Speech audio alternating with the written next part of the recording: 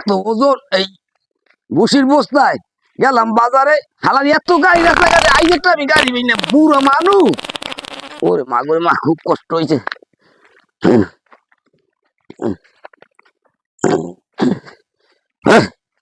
আইসি গরুর ধরে ওর বাবার বাবা ওর মা গো ওর পুষি হ্যাঁ হ্যাঁ হ্যাঁ এত কষ্টের কামাই আপন জনে খাইতে না খাইলে সব মা বাপে এটা চাচাই দি টাহাটা হরে চাচার দাঁড়ি যাই দি আদার পাশে চাচাতে দিল যায় নাকি চাচা আসসালামু আলাইকুম। ওয়ালাইকুম সালাম। কি এখানে বইয়ে বইয়ে দেখছে টাকা পয়সার হিসাব করতে আছেন, ব্যাপারটা কি? আরে না বাবা টাকা পয়সা হিসেব করি না, গেলাম একটু বাজারে বসে বসে আনতে একটা গাড়িও পাইলাম না, কষ্ট হয়েছে খুব। হ্যাঁ কইলাম যে এত কষ্টের কামাই টাকা আপন মানে কেউ খাইতে না, খাইলে মা বাপে। কেমন কথা কইলেন কম দেই? কেমন কথা?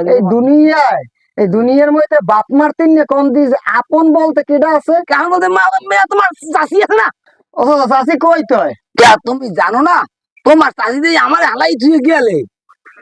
হ্যাঁ এর জন্য আমার পরানটা এখনো পরে, কিন্তু এ তো আমার হালাই দিয়ে চলে গেছে। তোর মনে হয় চাষির লেগে আপনার দরটা বেশি জানলে। বাবা একটু আনলে দরটা বেশি।